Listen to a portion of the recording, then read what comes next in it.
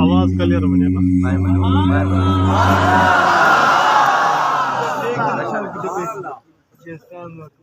رب أوزعني أن أشكر نعمتك التي أنعمت علي وعلى والدي وأن أعمل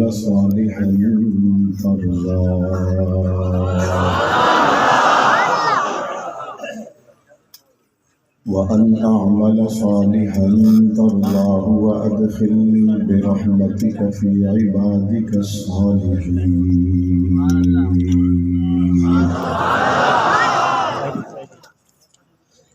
أما بعد فأعوذ بالله من الشيطان الرجيم. بسم الله الرحمن الرحيم.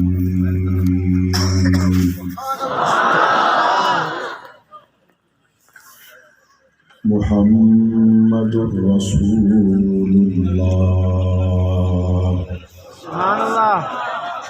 والذين معه أشداء على الكفار رحماء بينهم تراهم ركعا سجدا يبتغون فضلا من الله ورضوانا. سبحان الله. سيماهم في وجوههم من أثر السجود ذلك مثلهم في التوراة ومثلهم في الإنجيل. سبحان الله.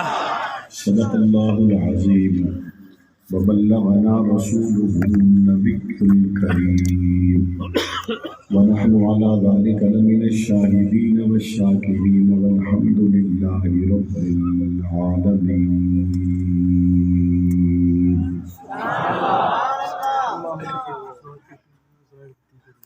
آقا نہ ہوتے اجالا نہ ہوتا، آقا نہ ہوتے اجالا نہ ہوتا، یہ دنیا میں انسان کا بول بالا نہ ہوتا. بعد رسول دو جہاں میں یوں صدیق کا رتبہ اعلیٰ نہ ہوتا. دریائے نیل کو نہ ملتی لوانی، دجلہ سے واپس پیالہ نہ ہوتا. اور جوتی کا عرشوں پہ جاتا نہ کھٹکا، جوتی کا عرشوں پہ جاتا نہ کھٹکا، جو ذیشان حبشے کا کالا نہ ہوتا. ظلمت نہ چھٹتی سویرا نہ ہوتا، ظلمت نہ چھٹتی سویرا نہ ہوتا، صدیقی اگر کملی والا نہ ہوتا. واجب الاحترام حضرات علماء کرام، بزرگان دین، نوجوانان اہل سنت، استاد العلماء، استاد الحدیث حضرت مولانا مفتی عبدالستار صاحب دامت برکاتہم العالیہ، یادگار اسلاف مجاہد اہل سنت حضرت مولانا ابراہیم صاحب دامت برکاتہم العالیہ، برادر محترم مولانا محمد حسین معاویہ صاحب، برادر عزیز مولانا عبد المجید صاحب، دیگر کچھ شریف سے تعلق رکھنے والے معززین علاقہ، جن میں بالخصوص میرے دل کے بہت قریب میرے کولیگ محترم جناب ملک خالد بارن صاحب حفظہ اللہ تعالی، اور دیگر اسٹیج پر تشریف فرما معززین، بزرگوں، نوجوان ساتھی، طویل عرصہ کے بعد آج کچھ شریف میں ایک مرتبہ پھر آپ حضرات سے ملاقات کا شرف حاصل ہو رہا ہے. اور ماشاء اللہ کہ پہلے جب ملے تھے تب بھی وجہ ابو بکر صدیق تھے، اور آج دوبارہ ملے ہیں تو بھی وجہ ابو بکر صدیق ہے۔ اس درمیان میں اسٹیج پر بیٹھے ہوئے میرے کچھ ایسے دوست ساتھی ہیں جو مختلف حالات سے گزرے، اور میں خود 18 مہینے کی لمبی رات سے گزرا۔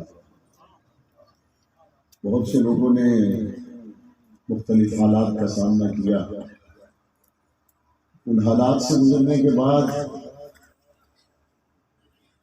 جب میں آپ سے مخاطب ہوں تو میں نے دیکھا کہ بڑی تعداد میں ایسے نوجوان یہاں موجود ہیں جن کی عمریں 15 سال، 16 سال، 17 سال، 18 سال، 20 سال کے درمیان ہیں۔ تو میں سوچ رہا تھا انہوں نے تو اعظم طارق کو دیکھا ہی نہیں، تو میں سوچ رہا تھا انہوں نے تو امیر عظیمت کو دیکھا ہی نہیں، تو یہ کیوں آئے ہیں؟ انہوں نے امیر عظیمت کو نہیں دیکھا، انہوں نے اسحاق قاسمی کو نہیں دیکھا، انہوں نے مورخ اسلام کو نہیں دیکھا، انہوں نے حجت الاسلام کو نہیں دیکھا، انہوں نے جرنیل اسلام کو نہیں دیکھا، لیکن قرآن کے ہر پارے میں نظر آنے والے صحابی کو تو دیکھا ہے نا۔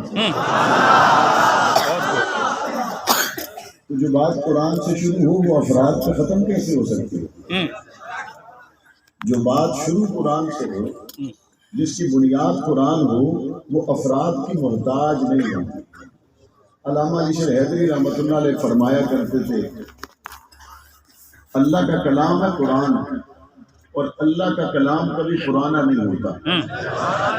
اللہ کا کلام پرانا نہیں ہوتا، اور اللہ کے کلام کو پڑھنے والے بھی پرانے نہیں ہوتے، اللہ کے کلام کو سننے والے بھی پرانے نہیں ہوتے۔ ہاں اتنا ضرور ہے، حالات سے گزرنے کے بعد بعض دفعہ ایسے لوگوں سے سابقہ پڑتا ہے، ایسے لوگوں سے ملاقات ضرور ہوتی ہے۔ وہ لوگ آپ کو بھی ملتے ہوں گے، ہمیں بھی ملتے ہیں، اور وہ لوگ کیا کہتے ہیں؟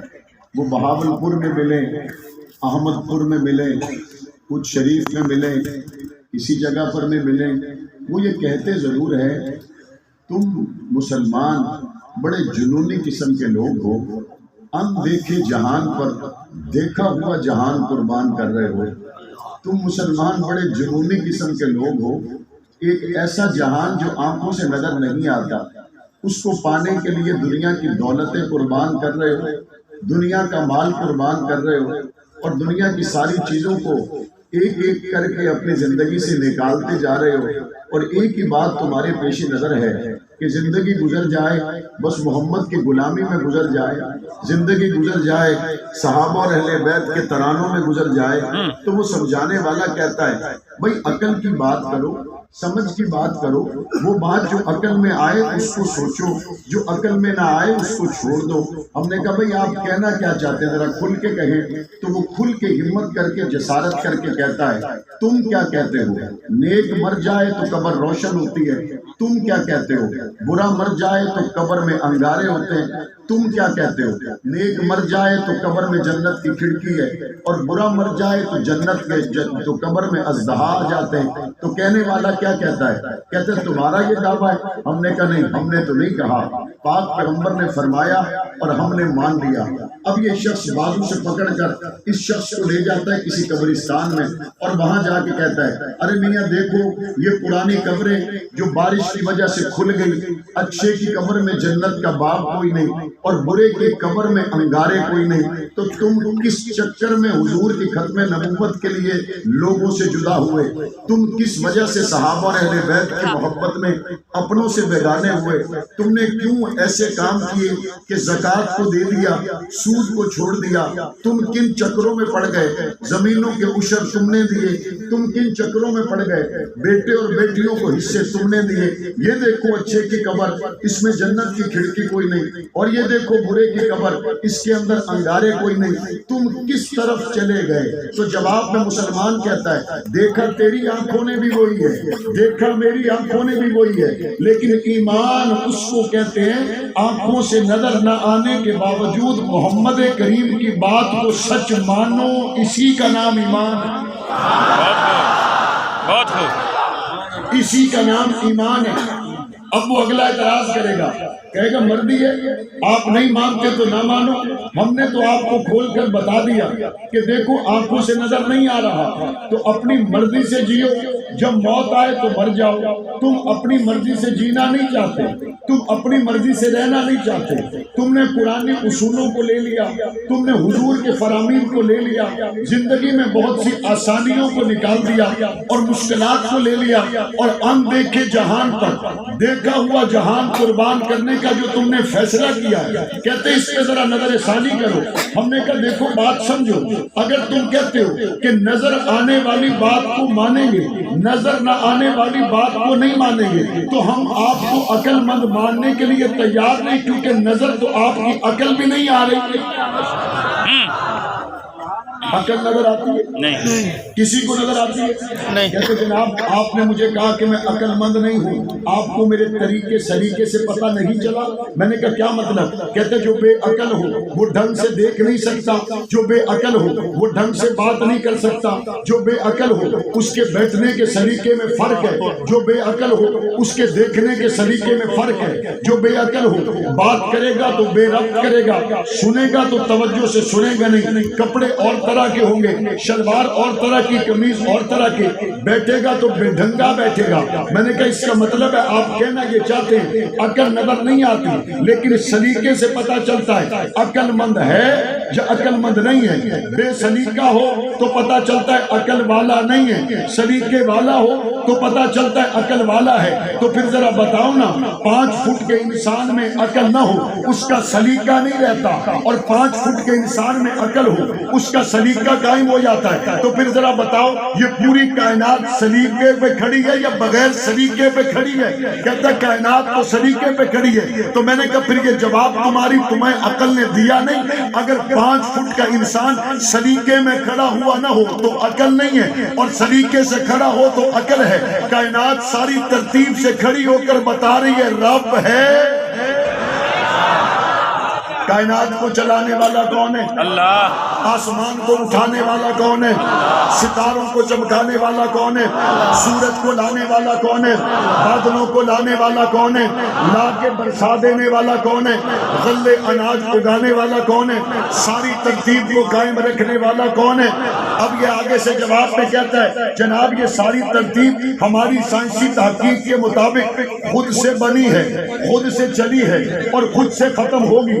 اس کے پیچھے کوئی ایسا فلسفہ نہیں ہے کہ اس کو کوئی غیبی ہاتھ چلا رہا ہو۔ میں نے کہا تمہارے مطابق خود سے بنی ہے، خود سے چلی ہے، خود سے ختم ہوگی۔ مسلمان کہتا ہے خود سے بنی نہیں، خود سے چلی نہیں، خود ختم نہیں ہوگی۔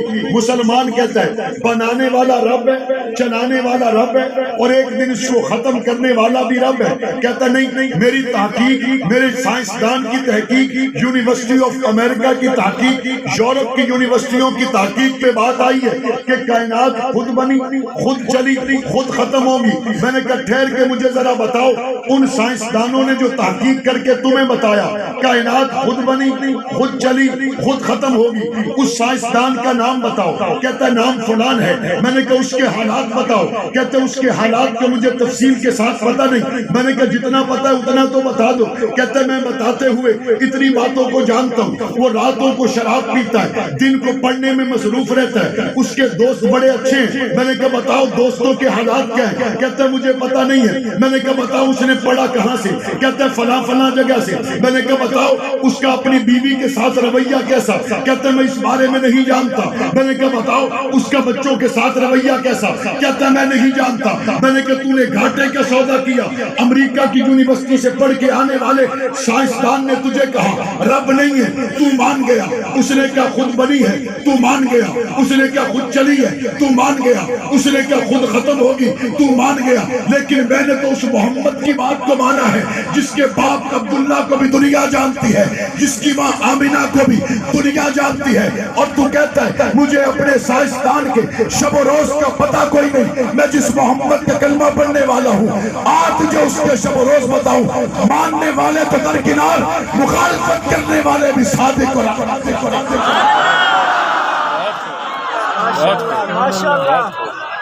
نہ ماننے والوں نے بھی میرے نبی کو صادق اور امین کہا یا نہیں کہا؟ بولو حضور نے فرمایا میری ماں آمنہ سے لے کر میری ماں حوا تک درمیان میں کسی نے گناہ نہیں کیا.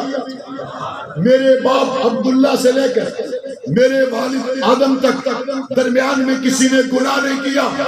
میں نے کہا تم کمزور بات کے پیچھے ہو، ہم مضبوط بات کے پیچھے. اب یہ کہنے والا کہتا ہے جناب یہ تو کوئی بڑی بات نہ ہوئی، اگر کسی کا حسب نسب محفوظ ہے اور جناب کسی کا حسب نسب محفوظ نہیں. آپ پرانے خیالات کے لوگ 1400 سال پرانی باتوں پر عمل کرنے والے جدید سائنس کی تحقیقات کو صرف اس بنیاد پر ٹھکرا تو نہیں سکتے. میں نے کہا آ جاؤ، آج کی تاریخ میں آپ پوری سائنس کو، پوری مشینری کو، پورے ذرائع کو بروئے کار لائیں اور کچھ شریف میں ہمارا چھوٹا سا کام کر دیں. ہمارا چھوٹا سا کام کر دیں. کہتے جی کیا کام کرنا ہے؟ میں نے کہا یہاں سٹیج پر مفتی عبدالستار صاحب یا مولانا عبد المجید صاحب، مولانا ابراہیم صاحب یہاں کے کسی نوجوان لڑکے کا کسی لڑکی کے ساتھ نکاح پڑھا دیتے ہیں. اپنی پوری ڈاکٹری کو لاؤ، اپنی ساری لیبارٹریاں لاؤ، اپنے سارے سائنسدان لاؤ، بس صرف اتنا بتا دو 9 مہینے کے بعد جس کا نکاح ہوا اس کو بیٹا ہوگا یا بیٹی ہوگی. ساری سائنس اور ساری ٹیکنالوجی، سارے اصول، سارے ذرائع اپناؤ اور صرف اتنا بتاؤ 9 مہینے کے بعد اگر بیٹا ہوگا شکل کیسی ہوگی، بیٹی ہوگی شکل کیسی ہوگی. اچھا بتاؤ بال گھنگرانے ہوں گے یا نہیں ہوں گے، بتاؤ رنگ گندبی ہوگا یا نہیں ہوگا. اچھا جب وہ جوان ہوگا بتاؤ اس کے دوست کیسے ہوں گے. اچھا جب وہ جوان ہوگا بتاؤ اس شریف میں رہے گا یا بہاولپور میں رہے گا، بتاؤ سندھ میں رہے گا یا پنجاب میں رہے گا. وہ سائنسدان کہتا ہے ٹھہرو ٹھہرو ٹھہرو، تم تو جوانی تک پہنچ گئے، میں تو آج نکاح ہونے کے بعد یہ بھی نہیں بتا سکتا بیٹا بیٹی تو دور کی بات ہے ہوگا بھی یا نہیں ہوگا. یہ آج 2021 میں تاریخ کیا ہے؟ 12 نومبر کی سائنس عاجز آ گئی. یہ میری گفتگو کی تمہید تھی. بات اس سے آگے شروع ہوگی. اگر آپ سننے کے لیے تیار ہوئے تو 12 نومبر 2021 کو 12 نومبر 2021 کو دنیا کی ساری سائنس کو ہم چیلنج دے کے کہتے ہیں آؤ نہ ذرا بتاؤ 9 مہینے کے بعد بیٹا ہوگا یا بیٹی ہوگی، بتاؤ نہ ذرا شکل کیسی ہوگی، عادات کیسی ہوگی. کہتے امریکہ سے لے کے یورپ تک اور جناب دنیا کی ساری یونیورسٹیاں مل کر یہ بتا نہیں سکتی. بتا سکتی؟ میں نے کہا بچہ تو نے گھاٹے کا سودا کیا، توجہ، تو نے گھاٹے کا سودا کیا، تم اس کے پیچھے چلا جو 9 مہینے بعد نہ بتا سکے. میں اس محمد کے پیچھے ہوں جس کے 9 مہینے نہیں آنے سے ہزاروں سال پہلے تورات نے بتایا تھا محمد کے بال ایسے ہوں گے. میں اس نبی کے پیچھے ہوں جس کے آنے سے پہلے ہزاروں سال پہلے تورات نے بتایا تھا اس نبی کا چہرہ ایسا ہوگا جس کے آنے سے ہزاروں سال پہلے آسمانی کتابوں نے بتایا تھا اس کا وطن مکہ ہوگا جس کے آنے سے ہزاروں سال پہلے آسمانی کتابوں نے بتایا تھا اس کا وطن مدینہ ہوگا اور جس کے آنے سے ہزاروں سال پہلے آسمانی کتابوں نے بتایا تھا اس کا ابو بکر ایسا ہوگا، اس کا عمر ایسا ہوگا، اس کے بستر پہ آنے والی عائشہ ایسے. نعرہ تکبیر، شان محمد مصطفیٰ، عظمت صحابہ، مقام صحابہ، نعرہ تکبیر. حضرت سلمان فارسی ایک کے بعد ایک آسمانی کتاب کے عالم کی خدمت میں رہے. واقعہ لمبا ہے، بس مختصراً عرض کروں. جب ایک عالم کا دنیا سے جانے کا وقت آیا اس نے کہا سلمان اب اور کہیں جانے کی ضرورت نہیں، کھجوروں کے دیش میں چلے جا، آخری نبی کی آمد کا زمانہ. نشانیاں بتائی، کہا اگر صدقہ دو گے خود نہیں کھائیں گے، ہدیہ دو گے تو خود بھی تناول کریں گے، ساتھیوں کو بھی کھلائیں گے، اور تیسری نشانی یہ ہوگی ان کے دو شانوں کے درمیان میں مہر نبوت ہوگی۔ حضرت سلمان فارسی لمبا سفر کر کے مدینہ میں پہنچے، یہاں پر یہودی کے باغ میں مزدوری کرنے لگے اور وقت گزرتا گیا۔ ایک وقت آیا جب سلمان کھجور پر چڑھے ہوئے مزدوری کے لیے، اور نیچے اس باغ کے مالک کو آ کے ایک مدینے میں شخص کہتا ہے، نئی خبر پتہ چلی ہے؟ کہتا ہے کون سی؟ کہتے مکہ سے ایک شخص آیا جو نبوت کا دعوے دار ہے۔ سلمان کے کانوں میں بات پہنچی، ہاتھ چھوٹا زمین پہ گر گیا۔ اس نے مالک نے کہا تجھے کیا ہوا؟ تو اپنا کام کر، یہ میری اور اس کی بات ہے۔ اس کو یہ پتا نہیں تھا سلمان یہاں مزدوری کرنے تھوڑی آیا، سلمان یہاں مزدوری کرنے تھوڑی آیا، یہ تو حضور کی جستجو میں کہاں سے چلا، جنگلوں سے چلا، بیابانوں سے چلا، صحراؤں سے چلا، باغوں سے چلا، اپنوں سے چلا، بیگانوں سے چلا۔ اور جب شام ہو گئی تو کھجوریں لی اور لوگوں سے پوچھتے قبا کے مقام پر حضور کے پاس پہنچے اور سلام عرض کیا اور کہنے لگے یہ میں صدقہ لے کے آیا ہوں۔ حضور دیکھتے حضرت سلمان کو رہے اور فرمایا ابو بکر سے، ابو بکر یہ دوستوں کو کھلا دو، اور سلمان واپس چلے گئے۔ اگلے دن پھر کھجوریں لے کر آئے اور حضور کے دربار میں رکھ کے عرض کی یہ میں ہدیہ لے کے آیا ہوں۔ حضور دیکھتے سلمان کو رہے اور خود بھی تناول کی، ساتھیوں کو بھی کھلایا۔ اب سلمان کی بے قراری بڑھی، پاک پیغمبر نے شانوں سے چادر ہٹائی اور فرمایا سلمان تیسری نشانی دیکھ کر ایمان۔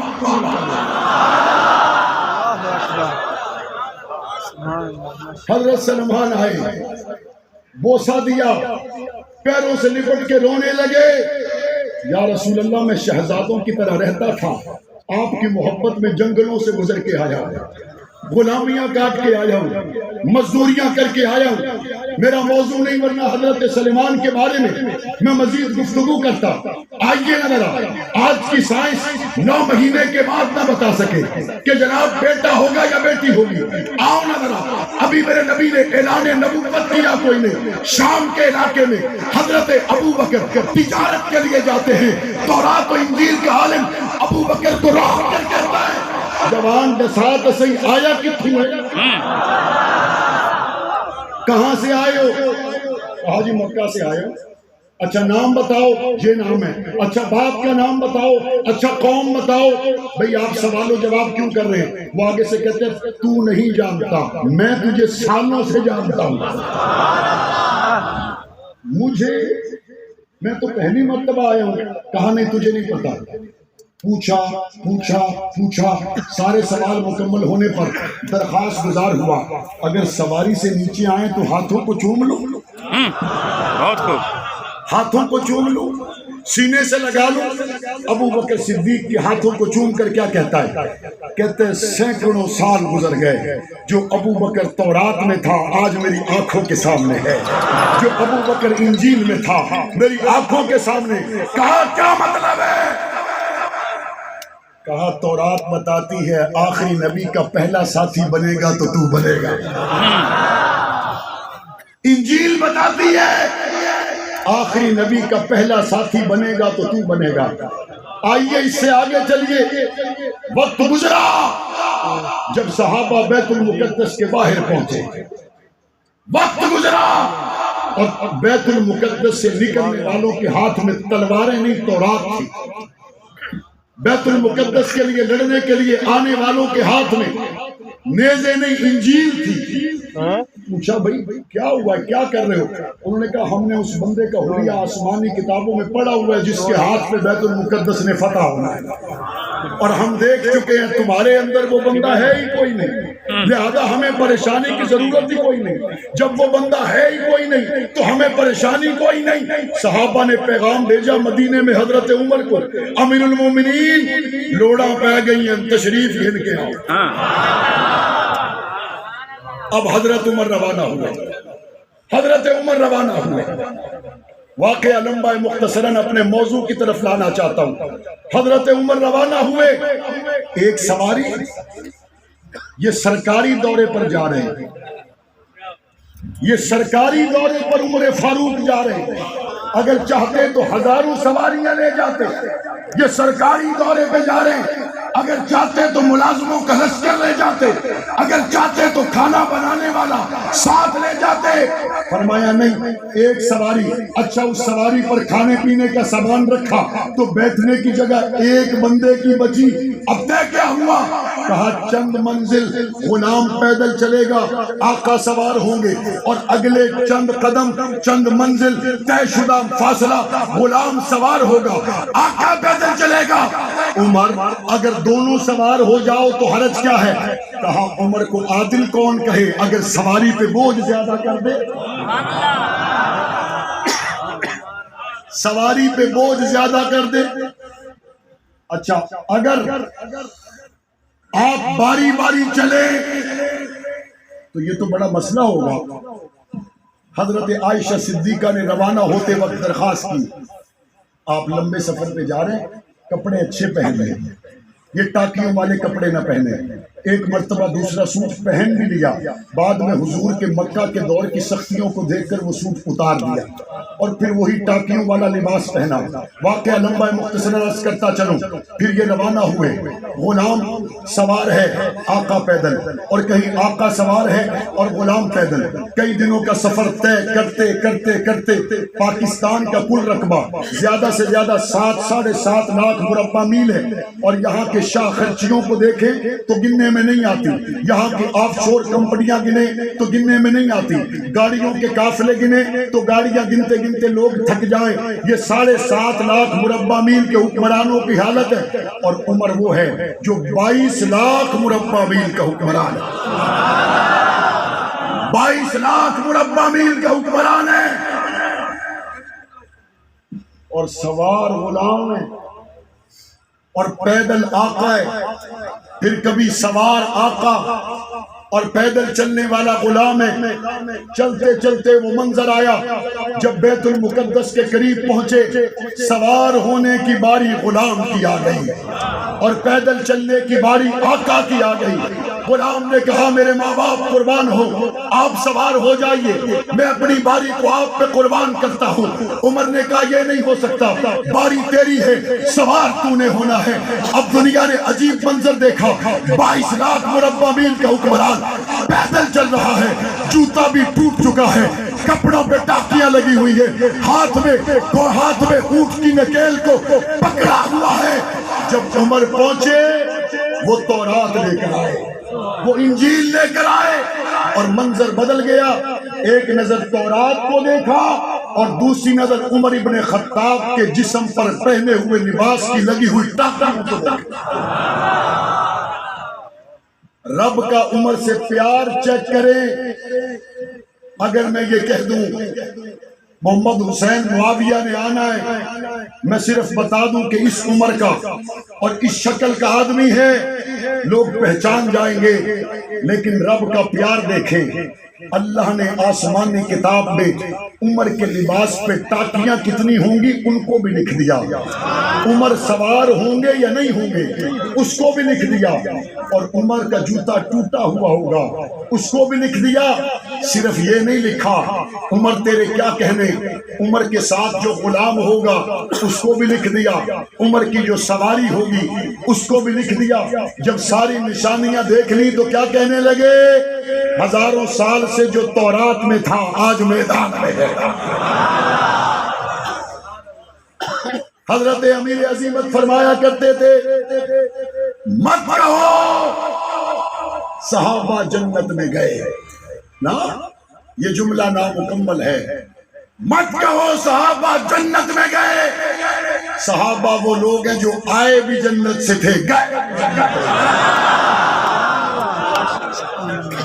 قرآن پڑھیں، قرآن کہتا ہے کن کے بارے میں کہتا ہے، ان کے بارے میں کہتا ہے وَلَمَّا رَأَى الْمُؤْمِنُونَ الْأَحْزَابَ قَالُوا هَذَا مَا وَعَدَنَا اللَّهُ وَرَسُولُهُ وَصَدَقَ اللَّهُ وَرَسُولُهُ وَمَا زَادَهُمْ إِلَّا إِيمَانًا وَتَسْلِيمًا۔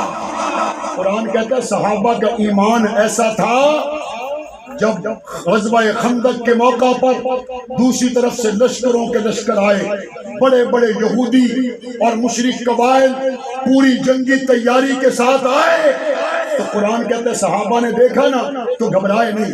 فَلَمَّا رَأَى الْمُؤْمِنُونَ الْأَحْزَابَ قَالُوا هَذَا مَا وَعَدَنَا اللَّهُ وَرَسُولُهُ. اس وقت صحابہ نے کہا ہاں یہی وہ اللہ اور اس کے رسول کا وعدہ ہے جو سچا ہونے جا رہا ہے. کیا وعدہ تھا؟ وعدہ یہی تھا جو علی شیر حیدری نے کہا تھا ماؤں سے دودھ بخشوا کے آؤ. کیا وعدہ تھا؟ احسب الناس ان یترکوا ان یقولوا آمنا وهم لا یفتنون. قرآن کہتا ہے تم کیا سمجھتے ہو اتنا کہنا کافی ہو جائے گا کہ ہم ایمان لائے اور جنت کا دروازہ کھل جائے گا؟ آزمائے نہیں جاؤ گے؟ ربا ان کو آزمائیں گے جن کے تذکرے تورات میں، ان کو آزمائیں گے جن کے تذکرے انجیل میں، ان کو آزمائیں گے جن کو آپ نے پیدا ہی پاک پیغمبر کی غلامی کے لیے کیا ہے. اللہ کہتا ہے یہ اس لیے کروں گا فَلَيَعْلَمَنَّ اللَّهُ الَّذِينَ صَدَقُوا وَلَيَعْلَمَنَّ الْكَاذِبِينَ، تاکہ دنیا میں سچے علیحدہ ہو جائیں، جھوٹے علیحدہ ہو جائیں. آزمائش تو آتی ہے، حالات سے تو گزرنا پڑتا ہے، لیکن حالات سے گزرتے وقت تورات و انجیل میں جن کا تذکرہ ہے ان کا انداز کیا ہے؟ جب وہ مشکلات کو دیکھتے ہیں تو گھبراتے نہیں. وَمَا زَادَهُمْ إِلَّا إِيمَانًا وَتَسْلِيمًا، ان کا ایمان اور زیادہ ہو جاتا ہے. آج سے 20 سال پہلے جب پرویز مشرف نے امریکہ کو اڈے دیے، دنیا کے 44 ملک آ گئے، دنیا نے جا کے ملا عمر کو کہا او ملا عمر بڑا اسلحہ ہے، بڑی ٹیکنالوجی ہے، بڑا ایٹم ہے، بڑی فوجیں ہیں. اس نے کہا میری تو اتنی بات ہے، تمہاری نظر اسباب پر ہے، میری نظر مسبب الاسباب پر. اور یہاں 20 سال پہلے جب علماء نے فجر کی نماز میں قنوت نازلہ شروع کی تو صحافیوں نے کہا تمہارے قنوت نازلہ پڑھنے سے امریکہ کی توپوں میں کیڑے پڑ جائیں گے. یہاں جب امریکہ کے مقابل لڑنے کے لیے کوئی آواز اٹھاتا تو کہتے تو آپ کو پتہ ہے تو شم لوہار کے مقابلے سے کوئی نہیں میں پہ امریکہ کے مقابلے سے دیتا ہے. امریکہ کہتے وہ ٹیکنالوجی ہے اس کے پاس، وہ غاروں میں سے آکسیجن کو چوس لیتا ہے. ایسی ٹیکنالوجی ہے وہ جناب سیٹلائٹ سے چلتی ہوئی چونٹی کو دیکھ لیتا ہے. وہ ڈالروں پر کالم لکھنے والے صحافیوں سے پوچھتا ہوں کدھر ہو؟ وہ آکسیجن چوسنے والی مشینیں کدھر ہیں؟ وہ چونٹی کے چلتے ہوئے پیروں کو گن لینے والی ٹیکنالوجی کدھر ہے؟ کہتے وہ اصل میں یوں ہوا چونکہ چنانچہ لیتا لعلہ یہ ہو گیا وہ ہو گیا، وہ چونکہ چنانچہ نہیں ہوا. وَمَا زَادَهُمْ إِلَّا إِيمَانًا وَتَسْلِيمًا. جب تمہاری فوجیں جا رہی تھی مجاہدین کا ایمان بڑھا. ایمان بڑھا یا نہیں بڑھا؟ ایمان زیادہ ہوا یا نہیں ہوا؟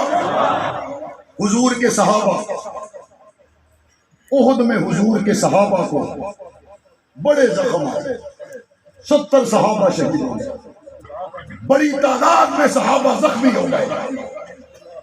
70 لاشیں سامنے پڑی ہیں جن میں حضرت حمزہ کا چبایا ہوا کلیجہ بھی سامنے. اس موقع پر خبر آ گئی کہ ابو سفیان دوبارہ آ رہا ہے حملہ کرنے کو، دوبارہ آ رہا ہے. حضور نے اپنے زخمی صحابہ کو دیکھا، یا یوں کہوں حضور نے اپنے زخمی شیروں کو دیکھا اور حضور نے ان سے فرمایا بھائی وہ دوبارہ آ رہا ہے لڑنے کے لیے، کیا پروگرام ہے؟ کسی کا بازو نہیں تھا وہ پھر کھڑا ہو گیا، کسی کی ٹانگ نہیں تھی پھر کھڑا ہو گیا، کسی کے سینے پہ زخم تھے پھر کھڑے ہو گئے. اور انہوں نے کہا نحن الذین بایعوا محمدا، ہم نے حضور کے ہاتھ پہ بیعت کی ہے. زخمی شیر کھڑے ہو گئے اور دشمن پر اللہ نے روب کو طاری کر دیا. کہتے ہیں ٹیکنالوجی بڑی طاقت ہے. کوئی آؤ پڑھو قرآن. قرآن کہتا ہے وَمَن يَتَوَكَّلْ عَلَى اللَّهِ فَهُوَ حَسْبُهُ، جو اللہ پہ بھروسہ کرے اللہ اس کے لیے کافی ہو جاتا ہے. آج جب نبوت رسالت کی بات کی جاتی ہے کہتے فرانس ناراض ہو جائے گا، ٹیکسٹائل بند ہو جائے گی، پاکستان کے لوگ بے روزگار ہو جائیں گے. اور مجھے یہ تو بتاؤ کمبلی والے محمد پہ پہرا دے کے بھی کبھی کسی کو خسارہ ہوا ہے؟ مدینہ کے انصار سے پوچھو، کہتے جب ہم نے حضور کی میزبانی کی اللہ نے ہماری فصلوں کو دگنا کر دیا. جس نبی محترم کے نالین پاک کی برکت سے اللہ نے چاند کو چاندنی دی ہو، جس نبی کے نالین پاک کی برکت سے اللہ نے کائنات کو سجائی ہو، اس نبی پہ پہرا دے کے کسی پہ فاقہ آ سکتا، کسی پہ بھوک آ سکتی، کسی پہ پریشانی آ سکتی. اور عمران خان صاحب حضور کی محبت میں فاقہ آ جائے، ہم بچوں کو مسکرا کے یہ کہہ کے سلا دیں گے کہ بیٹا آج بھوکا محمد کی محبت میں سونا ہے. بھوکا سلانے کی کوئی وجہ تو ہوگی، کوئی وجہ تو ہوگی. لیکن اگر آپ سمجھتے ہو ٹیکنالوجی بڑی طاقت ہے، ایمان کچھ نہیں ہے، تو پھر بتاؤ ایمان والے 44 ملکوں سے جیتے یا نہیں جیتے؟ جیتے یا نہیں جیتے؟ ایمان جیتا یا نہیں جیتا؟ امریکہ ہارا یا نہیں ہارا؟ ایمان والوں کو اللہ دنیا میں غالب کرتا ہے، ایمان والوں کو اللہ غالب کرتا ہے. میں اپنے موضوع کی طرف آنا چاہتا ہوں. میں نے کہا ربا ان کے تذکرے تورات میں تھے، ان کے تذکرے انجیل میں تھے، آپ نے ان کو کھڑا کیا ٹھٹرتی ہوئی راتوں میں خندق کے موقع پر، یہ حضور کے ساتھ کھڑے ہو گئے. اللہ کہتا ہے ضرورت تھی، ضرورت تھی. میں نے کہا رب کریم حکمت کیا تھی؟ اللہ کہتا ہے وہ منظر تو دیکھو، جب ٹھٹرتی ہوئی رات میں 27 دن تک پاک پیغمبر اور حضور کے صحابہ وہاں ڈٹ کے بیٹھے رہے، خندق درمیان میں تھی، کافر اس طرف تھے، اور اس وقت تھوڑی تھوڑی دیر کے بعد منافق حضور کے کان میں آ کے کیا کہتے تھے؟ کہتے تھے ہمارے گھر کھلے پڑے ہیں، ہمیں جانے دو.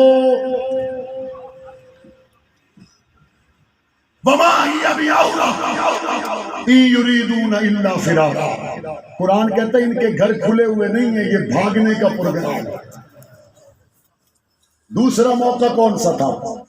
دوسرا موقع تھا تبوک کا موقع، جب حضور نے اپنے صحابہ سے فرمایا او محمد کے غلاموں آؤ روم سے لڑنے جانا ہے. اس کی مثال اسی طرح ہے، میں اونٹ شریف والوں کو کہوں آؤ میرے ساتھ امریکہ سے لڑنے جانا ہے، تو منافقوں نے باتیں کی.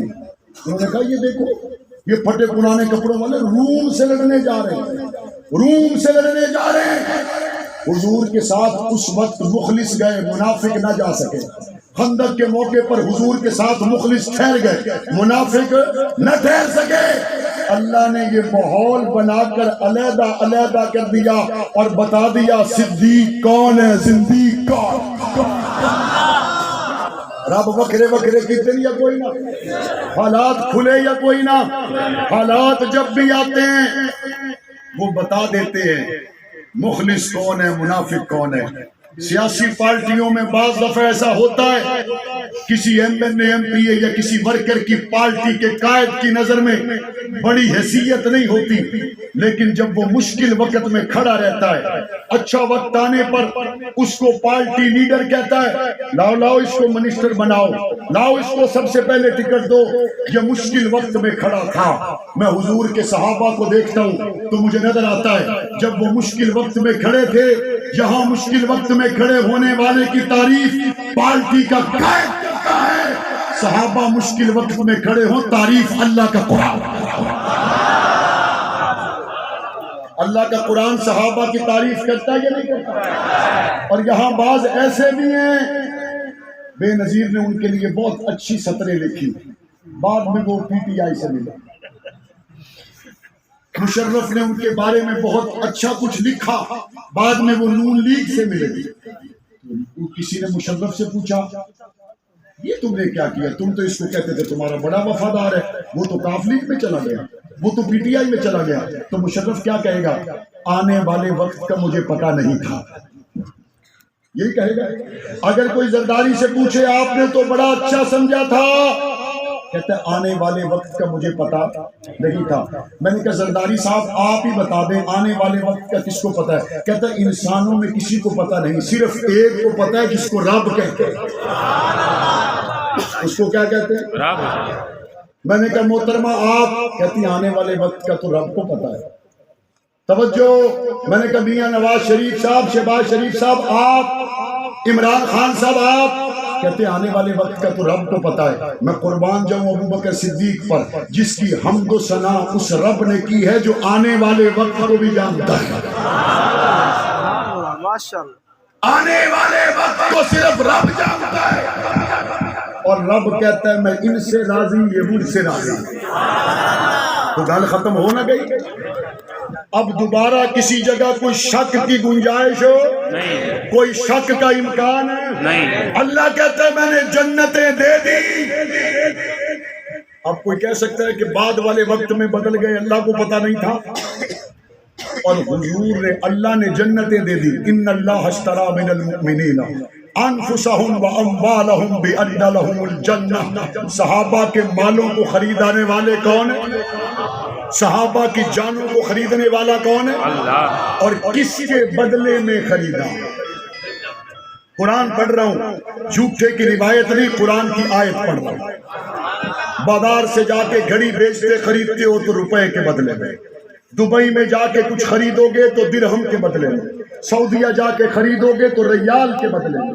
یورپ جا کے خریدو گے تو جناب پاؤنڈ کے بدلے میں، یورو کے بدلے میں. حبشے کے کالے بلال کو رب نے خریدا ہے جنت کے بدلے میں. یا اللہ آپ نے خرید لیا. اللہ کہتا ہے انہاں کو میرے تو علاوہ اور کوئی مول پا سکتا ہے تو دکھاؤ. اللہ کے علاوہ اور کوئی مول ڈال سکتا ہے؟ بلند آواز سے بتائیں صحابہ کو جنتیں دینے والا کون ہے؟ کون ہے؟ کون ہے؟ رضی اللہ عنہم ورضوا عنہ کے تاج پہنانے والا کون ہے؟ حضور کے ساتھی بنانے والا کون ہے؟ اور حضور کے ساتھ ان کو استقامت کے ساتھ کھڑا کر دینے والا کون ہے؟ ان کے تذکرے تورات میں کرنے والا کون ہے؟ انجیل میں کرنے والا کون ہے؟ اور حضور جب دنیا سے جانے لگے تو مصلی حضور نے ابو بکر صدیق کو دیا. کن کو دیا؟ یہاں اہل حدیث رہتے ہوں گے، بریلوی رہتے ہوں گے، دیوبندی رہتے ہوں گے، مختلف گدی نشین رہتے ہوں گے. بتاؤ بریلوی مسجد کمیٹی کسی کو مصلی دے دے تو کوئی لے سکتا ہے؟ اہل حدیث مسجد کمیٹی کسی کو مصلی دے دے تو کوئی لے سکتا ہے؟ یہاں دیوبندی کسی کو مصلی دے دے تو کوئی دوسرا لے سکتا ہے؟ ابو بکر کو مصلی مسجد کمیٹی نے نہیں، محمد مصطفیٰ نے دیا. اور کیسے دیا؟ حضور پر بیماری کا شدید اثر ظاہر ہوا. افاقہ ہونے پر حضور نے پوچھا نماز پڑھ لی؟ صحابہ نے عرض کی آپ کا انتظار ہو رہا ہے. حضور کو پھر بیماری کا شدید اثر ظاہر ہوا. افاقہ ہونے پر پوچھا نماز پڑھ لی؟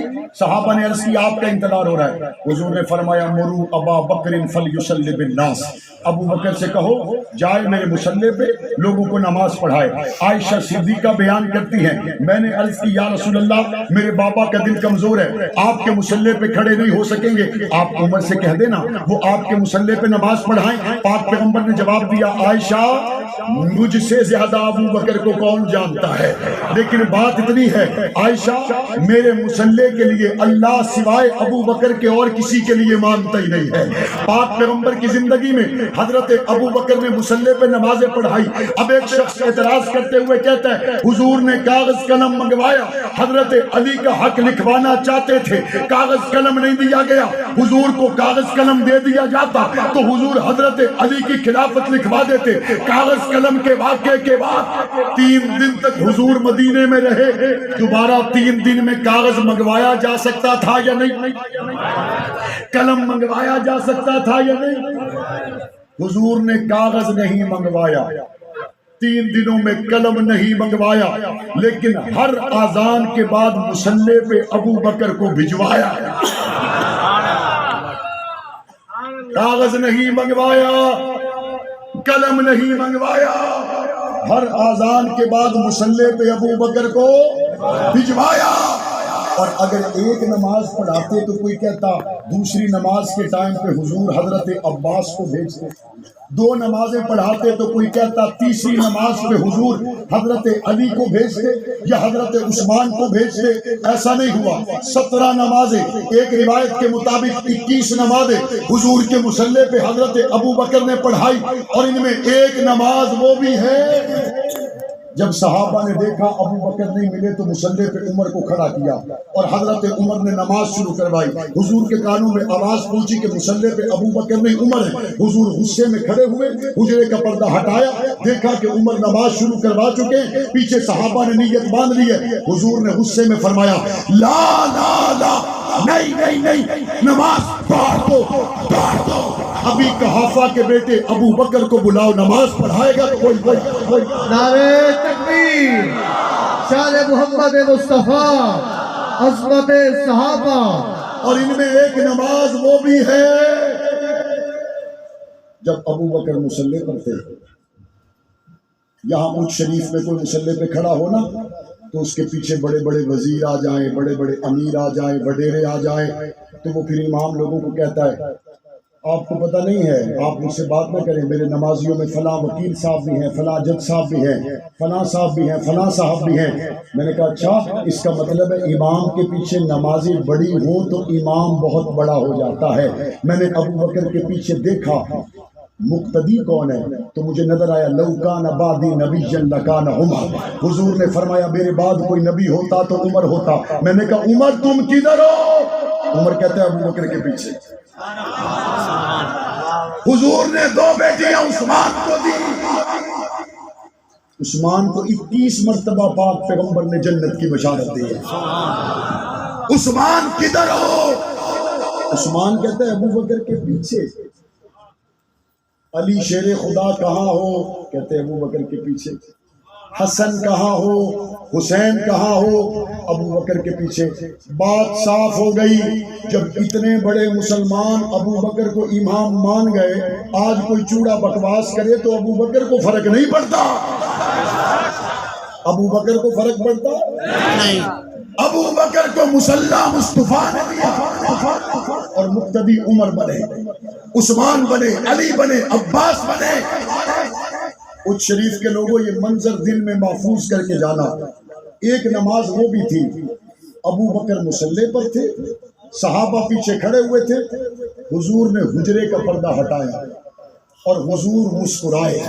صحابہ کہتے جب حضور مسکرائے تو مسجد نبوی میں اجالا ہوا، مسجد نبوی میں خوشبو پھیل گئی. صحابہ کہتے قریب تھا ہم حضور کی محبت میں نماز توڑ دیتے اور حضور کے قدموں میں چلے جاتے. پاک پیغمبر نے پردہ گرا دیا. میں نے کہا مصطفیٰ کریم آج آپ جو مسکرائے ہیں اس غلام کو بتائیں تو صحیح آپ مسکرائے کیوں ہیں؟ اس غلام کو بتائیں تو صحیح آپ کے چہرے پہ جو مسکراہٹ آئی اس کی وجہ کیا ہے؟ جواب ملتا ہے میں مسکرایا اس لیے ہوں کہ میری ساری امت ابو بکر کے پیچھے اکٹھی ہو چکی ہے. یا رسول اللہ صلی اللہ علیہ وسلم، آپ کے مسکراتے ہوئے چہرے کی قسم 1400 سال پہلے بھی امت ابو بکر کے پیچھے اکٹھی تھی اور 1400 سال کے بعد بھی امت ابو بکر کے پیچھے اکٹھی ہے.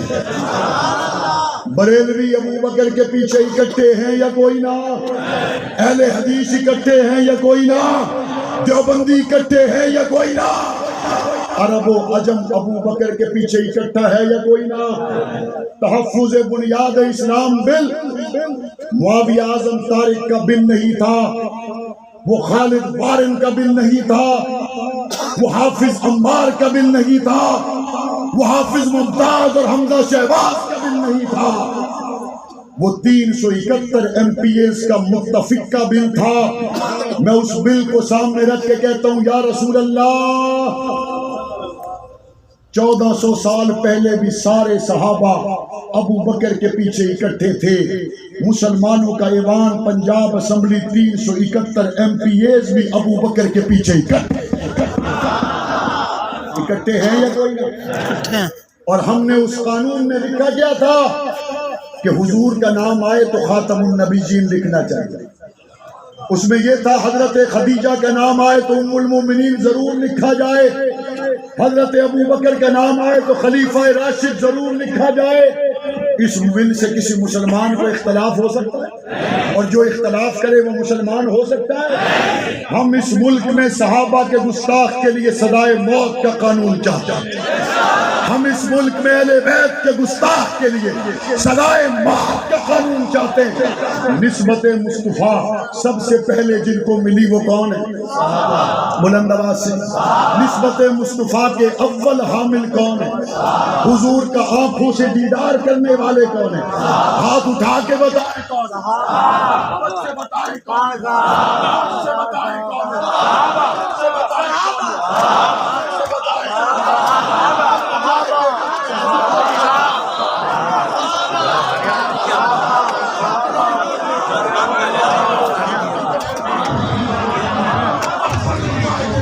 نبوت کون ہے؟ ہمارے امام کون ہے؟ امام کون ہے؟ بلند آواز سے کون ہے؟ ہاتھوں کو اٹھا کے بتائیں کون ہے؟ امت کون ہے؟